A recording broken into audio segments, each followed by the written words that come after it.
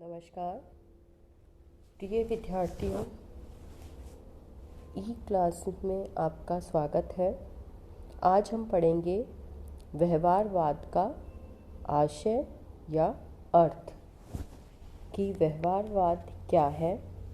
द्वितीय महायुद्ध के पश्चात परंपरागत राजनीतिक जो विज्ञान था उसके विरुद्ध एक व्यापक क्रांति प्रारंभ हुई जिसने सभी सामाजिक जो विज्ञान है उनको प्रभावित किया।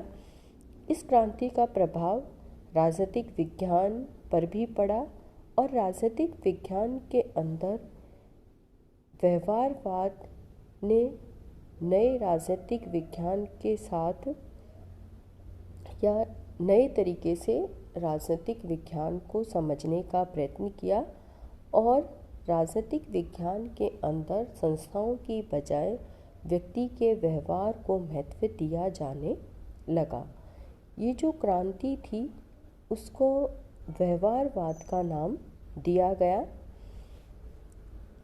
व्यवहारवाद जो उपागम है उसमें राजनीतिक तथ्यों की व्याख्या और विश्लेषण का एक विशेष तरीका अपनाया गया जिसके अंदर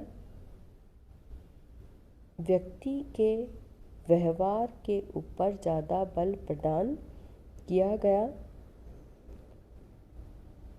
द्वितीय महायुद्ध के बाद जो अमेरिकी वैज्ञानिकों द्वारा इसका विकास किया गया, इस पद्धति जो विकसित हुई वो अमेरिका के अंदर या उसके वैज्ञानिकों के द्वारा हुई। हालांकि द्वितीय विश्व युद्ध से पूर्व भी ग्राहम वाल्स और ब्रैडले की रचनाओं में ये पद्धति देखी गई है, लेकिन जो मतलब एक तरीके से पूर्ण रूप से ये द्वितीय महायुद्ध के बाद के अंदर ये सभी सामाजिक जो विज्ञान थे उसके अंदर ये चीज़ दिखाई देने लगी।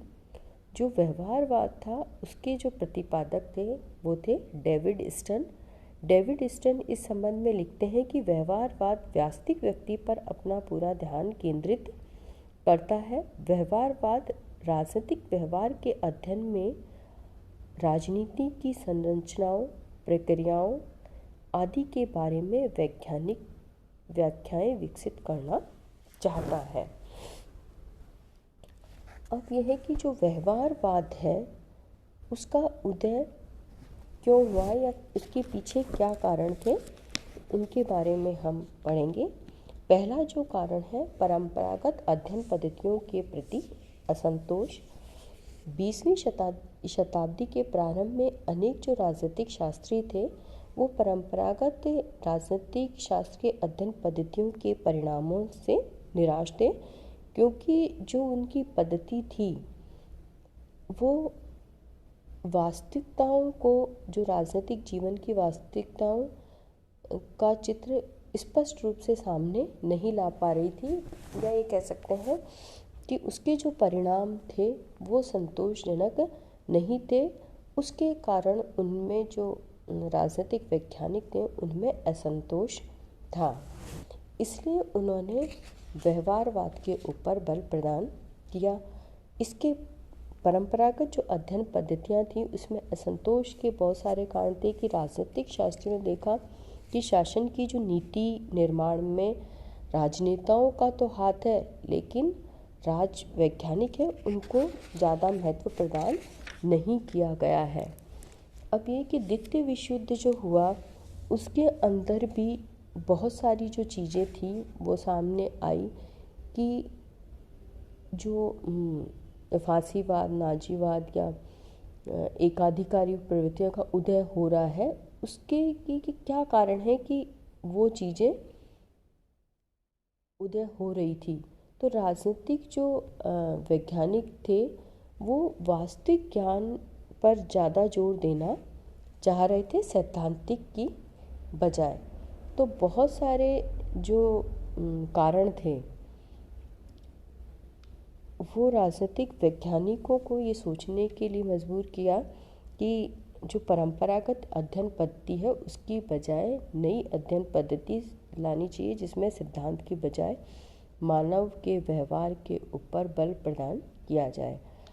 अब ये कि द्वितीय विश्व युद्ध के अंदर भी जो पश्चिमी जो भी अध्ययनकर्ता थे, जो परंपरागत अध्ययनकर्ता थे, वो एक तरीके से पश्चिमी राष्ट्रों की जो शासन व्यवस्थाएं थी या उनकी समस्याएं थी या उनके संदर्भ में राजनीतिक विज्ञान का अध्ययन कर रहे थे। लेकिन जो नव स्वतंत्र राष्ट्र थे उनकी जो समस्याएं थी या चुनौतियां थी उन पर उन्होंने ध्यान नहीं दिया। तो राजनीतिक जो वैज्ञानिक थे उनका कि इससे जो राजनीतिक शास्त्र का एक तरीके से जो अध्ययन था वो पूर्ण रूप से नहीं हो पा रहा था और निष्कर्ष जो भी अध्ययन थे, राजनीतिक व्यवस्थाएं थी, उनका निष्कर्ष व्यवहारिक रूप से सही नहीं निकल पा रहा था।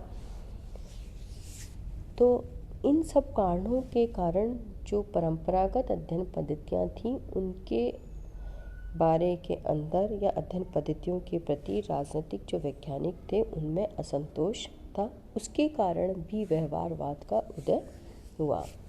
दूसरा कारण है अन्य सामाजिक विज्ञानों से प्रेरणा। जो अन्य सामाजिक विज्ञान थे उनके अंदर नवीन तरीके और उपकरणों का प्रयोग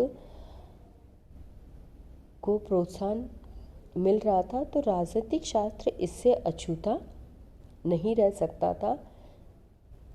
अतः व्यवहारवाद एक ऐसा आंदोलन हुआ जिसका उद्देश्य राजनीतिक अध्ययन को आधुनिक मनोविज्ञान, समाजशास्त्र और अर्थशास्त्र में विकसित सिद्धांत और पद्धति व खोजों और दृष्टिकोण के निकट संपर्क में लाना था।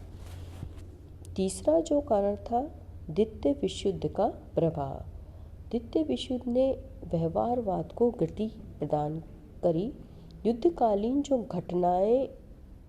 घटनाओं ने राजनीतिक शास्त्रियों के मन में ये बात बैठा दी कि जो राजनीतिक जीवन की जटिलताओं को पूरी तरीके से समझने के लिए संस्थाओं और उनकी संरचनाओं के अध्ययन की सीमा से आगे बढ़कर उसकी जो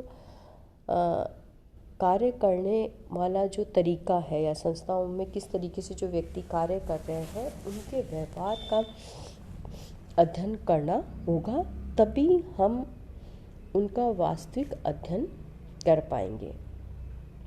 चौथा है नवीन अध्ययन पद्धतियों का प्रयोग।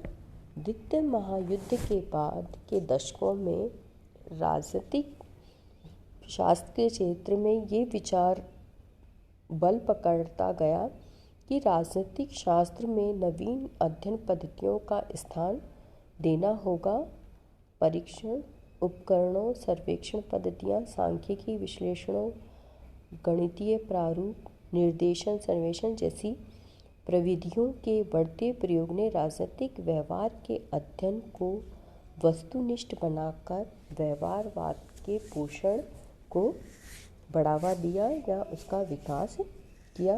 तो ये बहुत सारे जो कारण थे, इसने व्यवहारवाद के उदय में महत्वपूर्ण भूमिका निभाई।